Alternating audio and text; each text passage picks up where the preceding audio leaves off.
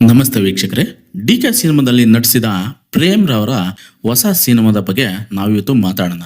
ಯಾವುದು ಆ ಸಿನಿಮಾ ಅಂತ ನೋಡೋಕ್ಕೂ ಮುಂಚೆ ಯಾರೆಲ್ಲ ನನ್ನ ಚಾನಲ್ನ ಸಬ್ಸ್ಕ್ರೈಬ್ ಮಾಡ್ಕೊಂಡಿಲ್ವೋ ದಯಮಾಡಿ ಸಬ್ಸ್ಕ್ರೈಬ್ ಮಾಡ್ಕೊಳ್ಳಿ, ಹಾಗೆ ಮೇಲೆ ಇರೋ ಬೆಲ್ ಐಕನ್ನ ಕ್ಲಿಕ್ ಮಾಡಿ ಅಂತ ಹೇಳ್ತಾ ಬನ್ನಿ ವೀಕ್ಷಕರೇ ವಿಡಿಯೋ ನೋಡೋಣ.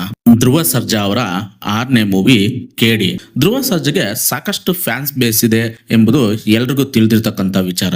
ಧ್ರುವ ಅವರ ಮೊದಲ 2 ಸಿನಿಮಾ ರಿಲೀಸ್ ಆಗಿ 3ನೇ ಸಿನಿಮಾ ಬರುವಷ್ಟರಲ್ಲಿ ಸುಮಾರು 16 ವರ್ಷಗಳಿಂದ ಸಿನಿಮಾ ಮಾಡಿಕೊಂಡು ಆಕ್ಟಿಂಗ್ ಮಾಡ್ತಾ ಬಂದಿರತಕ್ಕಂಥ ಹೀರೋಗಳಿಗೆ ಯಾವ ರೀತಿ ಫ್ಯಾನ್ ಬೇಸ್ ಇರುತ್ತೋ ಆ ರೀತಿ ಫ್ಯಾನ್ ಬೇಸ್ ಧ್ರುವ ಸರ್ಜಾಗೆ ಕ್ರಿಯೇಟ್ ಆಗೋಗಿರುತ್ತೆ. ಈ ತರ ಫ್ಯಾನ್ ಬೇಸ್ ಇಂದನೇ ಧ್ರುವ ಅವರ ಮೂವಿಗಳು ಒಳ್ಳೆ ಓಪನಿಂಗ್ ಪಡ್ಕೊಂತೈತೆ ಗುರು. ಓಪನಿಂಗ್ ಏನೋ ಪಡ್ಕೊಂತೈತೆ, ಅದೇ ನೆಗೆಟಿವ್ ರಿವ್ಯೂಸ್ ಇಂದ ಕೆಲವೊಂದು ಟೈಮು ಅವ್ರಿಗೆ ಅವ್ರ ಮೂವಿಗಳಿಗೆ ತೊಂದರೆ ಆಗಿರೋದಂತೂ ಖಂಡಿತ. ಮೂವಿ ಚೆನ್ನಾಗಿದ್ರು ಚೆನ್ನಾಗಿಲ್ಲ ಅಂದ್ರು ಓಪನಿಂಗ್ ಮಾತ್ರ ತುಂಬಾನೇ ಸಿಗುತ್ತೆ. ಅದೇ ಮೂವಿ ಚೆನ್ನಾಗಿದ್ರೆ ಫ್ಯಾನ್ಸ್ ಮಾತ್ರ ಅಲ್ಲ, ನಾರ್ಮಲ್ ಆಡಿಯನ್ಸ್ ಕೂಡ ಥಿಯೇಟರ್ಗೆ ನುಗ್ಗೋದಂತೂ ಗ್ಯಾರಂಟಿ ಗುರು. ಆಗ ಧ್ರುವ ಅವರ ಸಿನಿಮಾ ಬ್ಲಾಕ್ ಬಸ್ಟರ್ ಆಗೋದಂತೂ ಖಂಡಿತನೇ ಹೌದು. ಮಾರ್ಟಿನ್ ಪೊಗರು ಸಿನಿಮಾಗಳು ಒಳ್ಳೆ ಓಪನಿಂಗ್ ಪಡ್ಕೊಂಡು, ಆದ್ರೆ ನೆಗೆಟಿವ್ ರಿವ್ಯೂ ಇಂದ ಸಿನಿಮಾಗಳು ಸಕ್ಸಸ್ ಆಗಲಿಲ್ಲ. ಈಗ ಕೇಡಿ ದಿ ಡೆವಿಲ್ ಅನ್ನೋ ಸಿನಿಮಾ ಬರ್ತಾ ಇದೆ. ಅದೆಲ್ಲ ಬದಲಾಗುತ್ತಾ ನೋಡೋಣ. ಈ ಸಿನಿಮಾನ ಪ್ರೇಮ್ ನಿರ್ದೇಶನ ಮಾಡಿದ್ದು ನಿಮ್ಗೆಲ್ಲ ಗೊತ್ತೇ ಇದೆ. ಪ್ರೇಮ್ ಸಿನಿಮಾ ಅಂದ್ರೆ ಹಾಡುಗಳು ಸೂಪರ್ ಹಿಟ್ ಗುರು. ಹಾಗೆ ಸೆಂಟಿಮೆಂಟ್ ತುಂಬಾನೇ ಸಖತ್ತಾಗಿರುತ್ತೆ, ಹಾರ್ಟ್ ಟಚಿಂಗ್ ಅನ್ಸೋ ತರ ಇರುತ್ತೆ. ಪ್ರೇಮ್ ರವರು 10 ವರ್ಷದ ಹಿಂದೆ ಡಿ.ಕೆ ಅನ್ನೋ ಒಂದು ಸಿನಿಮಾದಲ್ಲಿ ನಟಿಸಿದ್ರು. ಈಗ ಅದನ್ನೇ ಹಿಂದೆ ಮುಂದೆ ಮಾಡಿ ಕೇಡಿ ಅನ್ನೋ ಸಿನಿಮಾನ ಮಾಡಿರೋದು ಇನ್ನೊಂದು ವಿಶೇಷ ಅಂತಾನೆ ಹೇಳ್ಬೋದು. ಪ್ರೇಮ್ ಅಂದ್ರೇ ಹಾಗೆ ಕ್ರಿಯೇಟಿವ್ ಡೈರೆಕ್ಟರ್. ಅವ್ರು ಮಾಡೋದು ಯಾವ ರೀತಿ ಇರುತ್ತೆ ಅಂದ್ರೆ ತುಂಬಾನೇ ಡಿಫ್ರೆಂಟ್ ಆಗಿರುತ್ತೆ. ಪ್ರೇಮ್ ರವರ ಸಿನಿಮಾ ಅಂದ್ರೆ ಒಂದು ರೀತಿಯ ಕುತೂಹಲ. ಹಾಗೆ ಸಿನಿಮಾದಲ್ಲಿ ಧ್ರುವಗೆ ಎದುರಾಳಿಯಾಗಿ ಸಂಜಯ್ ದತ್ ನಟಿಸ್ತಾ ಇದ್ರೆ, ಹಾಗೆ ಈ ಸಿನಿಮಾದಲ್ಲಿ ದೊಡ್ಡ ಸ್ಟಾರ್ ಬಳಗವೇ ಇದೆ ಅಂತ ಹೇಳ್ಬೋದು. ರೇಷ್ಮಾ ನಾಣಯ್ಯ, ಶಿಲ್ಪಾ ಶೆಟ್ಟಿ, ರಮೇಶ್ ಅರವಿಂದ್, ರವಿಚಂದ್ರನ್ ಜೊತೆ ರವಿಶಂಕರ್ ಕೂಡ ನಟನೆ ಮಾಡಿದ್ರೆ ಈ ಸಿನಿಮಾದಲ್ಲಿ. 1970ರಲ್ಲಿ ನಡೆಯುವ ಅಂಡರ್ವರ್ಲ್ಡ್ ಕ್ರೈಮ್ ಕತೆ ಅಂತ ನಿರ್ದೇಶಕ ಪ್ರೇಮ್ ಅವರೇ ಹೇಳಿದರೆ.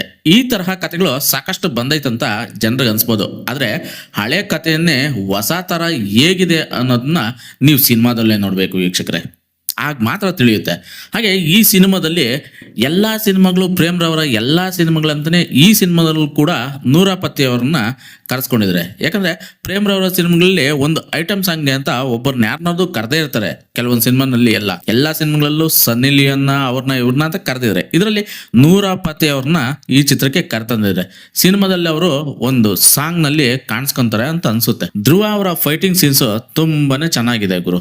ಹಾಗೆ ರವಿಚಂದ್ರನ್, ಶಿಲ್ಪಾ ಶೆಟ್ಟಿ ಅವರ ಎಂಟ್ರಿ ಸೀನ್ ಮಾತ್ರ ರಿಚ್ ಆಗಿ ಕಾಣಿಸ್ತೈತೆ. ಹಳೆಯ ಕಾಲದ ಡ್ರೆಸ್, ಹಳೆಯ ಕಾಲದ ಸೀನ್ಸ್ ಹಾಗೂ ಅರ್ಜುನ್ ಜನ್ಯ ಅವರ ಮ್ಯೂಸಿಕ್ ಸಖತ್ತಾಗೇ ಇದೆ. ಈ ಟೀಸರ್ ನಲ್ಲಿ ನೀವು ನೋಡಬಹುದು ಪುಟ್ಟಣ್ಣ ಶೆಟ್ಟಿ ಪುರಭವನನ ರೀಕ್ರಿಯೇಟ್ ಮಾಡಿರೋದನ್ನ ನೀವು ತೀಕ್ಷ್ಣವಾಗಿ ನೋಡಿದ್ರೆ ಗೊತ್ತಾಗುತ್ತೆ. ಹಾಗೆ KR ಮಾರ್ಕೆಟ್ ನ ತೋರಿಸ್ತಾರೆ. ಅದರಲ್ಲಿ ಹಳೆ ಸೈನ್ ಬೋರ್ಡ್ ಗಳನ್ನ ನೀವು ನೋಡಬಹುದು ವೀಕ್ಷಕರೇ. ಯಾಕಂದ್ರೆ ಇದು ಕೂಡ ರೀಕ್ರಿಯೇಟ್ ಅಂತಾನೆ ಹೇಳ್ಬೋದು. ಸೊ ಇದೆಲ್ಲವೂ ರೀಕ್ರಿಯೇಟ್ ಅಂತಾನೆ ಹೇಳ್ಬೋದು. ಹಾಗೆ ಡೀಟೇಲ್ ಆಗಿ ಟೀಸರ್ ನ ನೋಡಿದ್ರೆ ಒಂದು ಹೋರಾಟದ ಬೋರ್ಡ್ಗಳು ಕಾಣ್ತವೆ. ಕಾರ್ಮಿಕರು ನ್ಯಾಯಕ್ಕಾಗಿ ಹೋರಾಟ ಮಾಡ್ತಾ ಇರ್ತಕ್ಕಂಥ ಸನ್ನಿವೇಶಗಳನ್ನ ನೀವು ಈ ಟೀಸರ್ ಅಲ್ಲಿ ನೋಡ್ಬೋದು. ಈ ಟೀಸರ್ ನ ನೋಡಿದ್ರೆ ನಿಮ್ಗೆ ಅನ್ಸುತ್ತೆ ಸ್ಟೋರಿ ಏನೋ ಒಂದ್ ಸ್ವಲ್ಪ ಹೋರಾಟ ಅದು ಇದು ಅಂಡರ್ವರ್ಲ್ಡ್ ಎಲ್ಲಾನು ಇದೆ ಅಂತ ನಿಮ್ಗೆ ಅನ್ಸ್ಬೋದು. ಸೊ ಸಿನಿಮಾ ನೋಡಿದ್ರೆ ನಿಮ್ಗೆ ಗೊತ್ತಾಗುತ್ತೆ ಏನ್ ಸ್ಟೋರಿ ಅಂತ. ವೀಕ್ಷಕರೇ, ಈ ಚಿತ್ರ KVN ಪ್ರೊಡಕ್ಷನ್ಸ್ ನಲ್ಲಿ ನಿರ್ಮಾಣವಾಗ್ತಾ ಇದೆ. ಬಹು ದೊಡ್ಡ ಬಜೆಟ್ ನ ಸಿನಿಮಾ ಅಂತಾನೆ ಹೇಳ್ಬೋದು. ಇದರಲ್ಲಿ ಧ್ರುವ ಅವರ ಆಕ್ಟಿಂಗ್ ತುಂಬಾನೇ ಸಖತ್ತಾಗಿದೆ ಗುರು. ಟೀಸರ್ ನಲ್ಲಿ VFX ಎಫೆಕ್ಟ್ ತುಂಬಾನೇ ಚೆನ್ನಾಗಿದೆ. ಸಿನಿಮಾ ಸಾಕಷ್ಟು ಬಾರಿ ರಿಲೀಸ್ ಡೇಟ್ ನ ಬದಲಾಯಿಸ್ತಾನೆ ಇತ್ತು. ಈಗ ಸೆಪ್ಟೆಂಬರ್ 4ಕ್ಕೆ ರಿಲೀಸ್ ಆಗ್ತಾ ಐತೆ ಅಂತ ಹೇಳ್ತಾ ಇದೆ ಚಿತ್ರತಂಡ. ಈ ಚಿತ್ರದ ಸ್ಟೋರಿ ನಿಮ್ಗೆಲ್ರಿಗೂ ಗೊತ್ತಿರೋ ಹಾಗೆ 1971ರಲ್ಲಿ ನಡೆಯುವ ಕತೆ ಅನ್ನೋದು ಎಲ್ರಿಗೂ ತಿಳಿದಿರ್ತಕ್ಕಂಥ ವಿಷಯ. ಸಾಕಷ್ಟು ಧ್ರುವ ಅಭಿಮಾನಿಗಳು ಈ ಚಿತ್ರಕ್ಕಾಗಿ ಕಾಯ್ತಾ ಇದ್ದಾರೆ ಗುರು. ಸಿನಿಮಾ ರಿಲೀಸ್ ಆಗಿ ಬ್ಲಾಕ್ ಬಸ್ಟರ್ ಹೊಡೆಯೋದು ಗ್ಯಾರಂಟಿ ಅನ್ನೋದು ಸಿನಿ ಪಂಡಿತರ ಲೆಕ್ಕಾಚಾರ ಗುರು. ನೋಡೋಣ ಸಿನಿಮಾ ರಿಲೀಸ್ ಆದ್ಮೇಲೆ ಏನೆಲ್ಲ ಆಗುತ್ತೆ. ಧ್ರುವ ಅವರ ಹಳೆಯ ಸಿನಿಮಾಗಳಂತೆ ಸೂಪರ್ ಹಿಟ್ ಆಗುತ್ತೋ, ಲಾಸ್ಟ್ ಅಲ್ಲಿ ಮಾರ್ಟಿನೋ ಅದು ಇದು ಬಂದು ಒಂದ್ ಸ್ವಲ್ಪ ಹೋಯ್ತಲ್ಲ ಆ ತರ ಏನಾದ್ರು ಸೂಪರ್ ಹಿಟ್ ಅಂದ್ಕೊಂಡ್ರು ಫ್ಲಾಪ್ ಆಗುತ್ತೋ ನೋಡ್ಬೇಕು. ಸಿನಿಮಾ ರಿಲೀಸ್ ಆದ್ಮೇಲೆ ನೋಡ್ಬೇಕು ಗುರು. ಓಪನಿಂಗ್ ಮಾತ್ರ ಚೆನ್ನಾಗಿ ಪಡ್ಕೊಳ್ಳುತ್ತೆ, ಯಾಕಂದ್ರೆ ಧ್ರುವ ಅವರ ಫ್ಯಾನ್ಸ್ ತುಂಬಾನೇ ಇದ್ರೆ ಓಪನಿಂಗ್ ಪಡ್ಕೊಳ್ಳುತ್ತೆ. ಆದ್ರೆ ನಾರ್ಮಲ್ ವೀಕ್ಷಕರು ಅಲ್ಲಿಗೆ ಬಂದು ಥಿಯೇಟರ್ ಬಂದು ನೋಡ್ತಾರ, ಅದು ನಮ್ಗೆ ಬೇಕಾಗಿರೋದು. ಸೊ ಟೀಸರ್ ತುಂಬಾನೇ ಅದ್ಭುತವಾಗಿದೆ. ಪ್ರೇಮ್ ಅವ್ರ ಚಿತ್ರ ಯಾವತ್ತು ಮಿಸ್ ಆಗಲ್ಲ. ಎಂಟರ್ಟೈನ್ಮೆಂಟು, ಸೆಂಟಿಮೆಂಟು, ಹಾಡುಗಳಂತೂ ಈಗಾಗಲೇ ಸಖತ್ತಾಗಿದೆ.